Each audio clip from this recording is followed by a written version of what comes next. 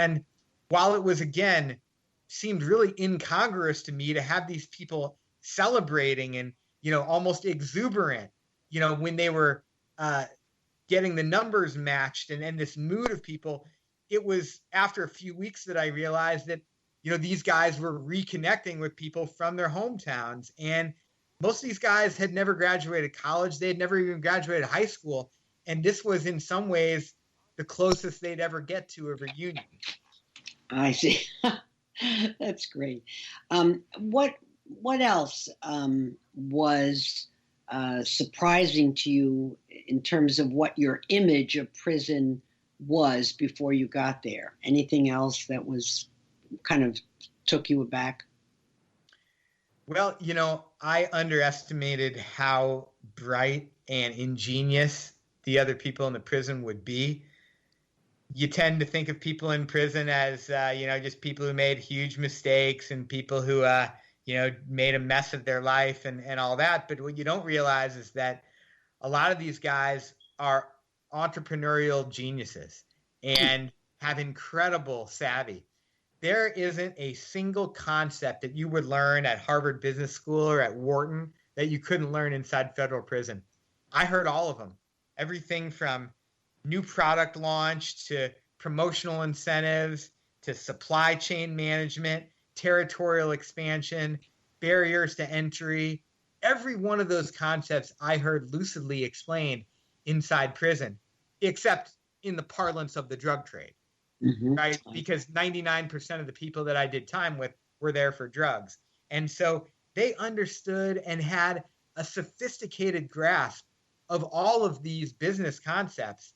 The tragedy of prison is that we do so little to help people nurture this intuitive grasp of these concepts into any legitimate enterprise when they get out.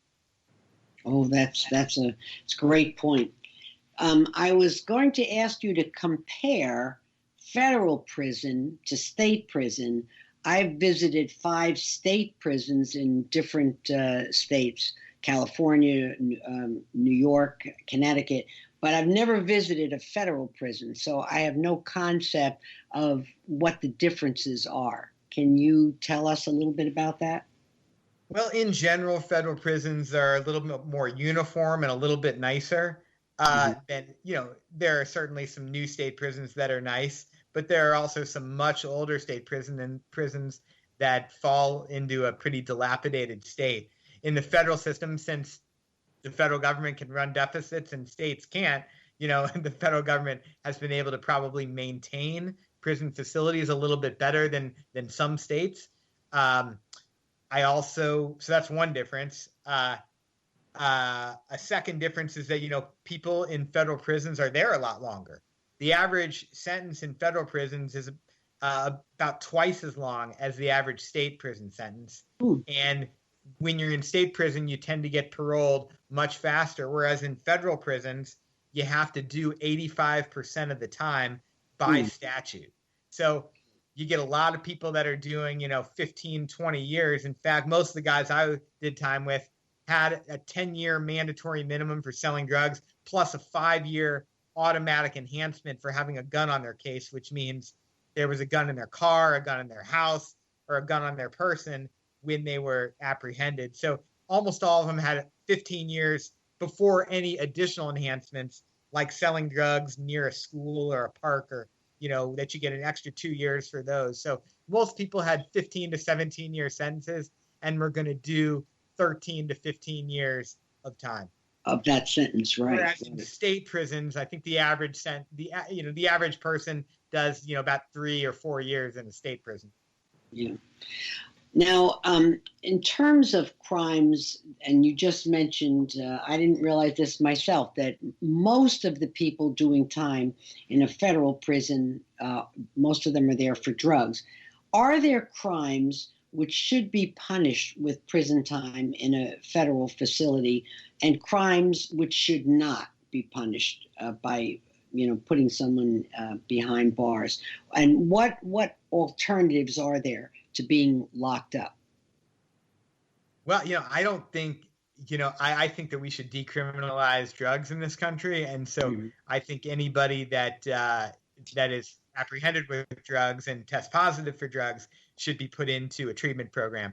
Texas has done something which very few states have done, which is they decided a little more than a decade ago that they were going to focus on treatment and rehabilitation, and that they were going to actually, instead of having people be waiting months or even years for a bed in a treatment facility, that they were going to build more treatment facilities so that anyone who needed it could get that kind of treatment, and have taken a lot of people who would have otherwise gone to prison and put them into these residential treatment programs.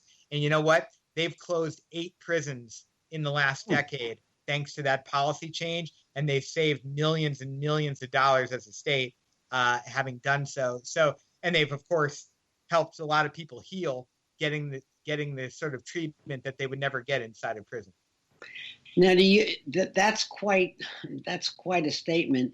Do you see the possibility of closing prisons by decriminalizing drugs? And what would happen if we did that as a nation? Who would be in our federal prisons?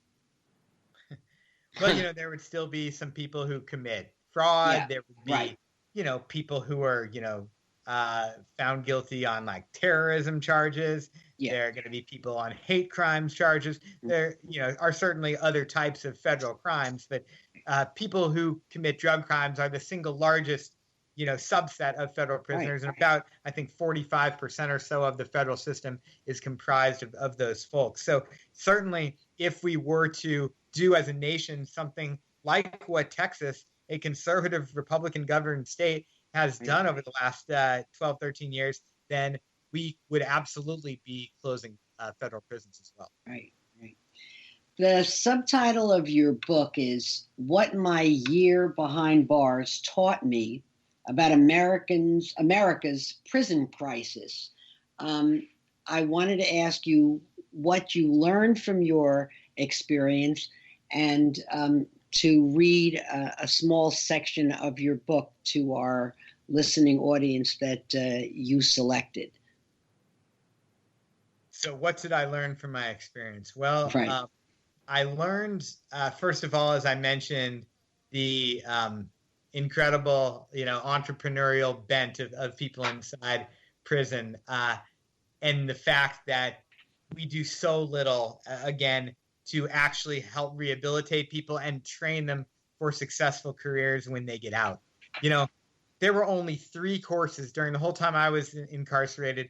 There were only 3 educational options. One was a 1-week course in hydroponics, which is it taught people how to grow tomatoes in water, as if that could prepare people for a successful reentry. Second one was a GED course that was taught by someone who had just completed the GED course, despite the fact that I put in 5 requests to teach at the prison and had a doctorate and a decade of teaching experience. They weren't interested in that. They put me to work in the food warehouse unloading food trucks that came in for 40 hours a week. And that's fine. It ended up being a blessing in disguise. It helped me fit in better to have that job. And I made a lot of friends. And you know what? When you go into prison at 5'6", 117 pounds, it's not a bad thing to become buddies with 6 of the biggest guys on the yard, right? So that was a blessing. But I learned, broadly speaking, from that decision that the prison made, that the actual education or rehabilitation of anybody inside wasn't that important to them. The third course that was offered was a pre-release course in computer skills. About 3 weeks before I got out, they sent a dozen of us who were going to be getting out that month into a room, a computer room with 12 brand new computers that had been locked the entire time I was there. We all got in, we started, sat down at the computers, and the CEO in charge, he says, all right, you see that little button on the bottom right? Push that button in, that's going to turn your computer on. So we all pushed the button, and the computers turned on.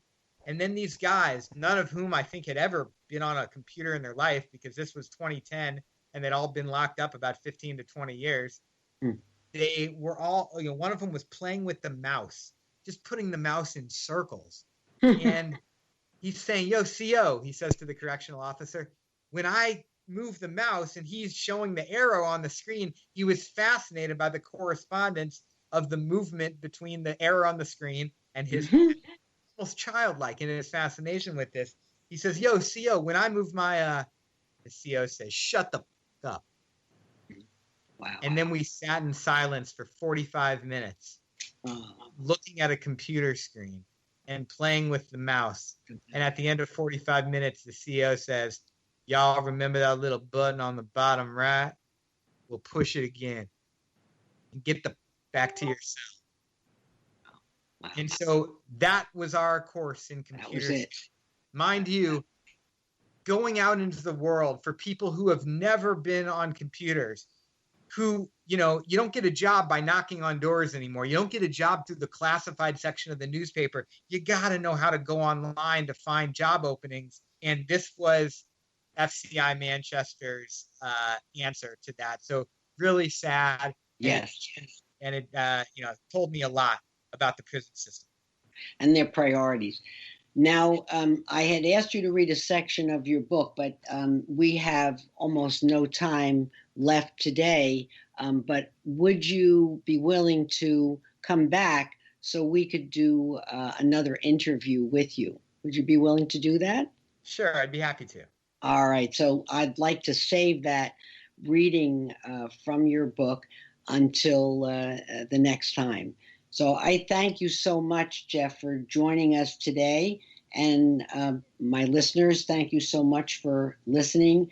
Remember, if you have any thoughts on what you hear, I'd love to hear from you at pursuing.justice5@gmail.com. So I hope you'll tune in next time for part 2 of the interview with Jeff Smith. Thanks so much for spending part of your day with us, and we'll see you next time.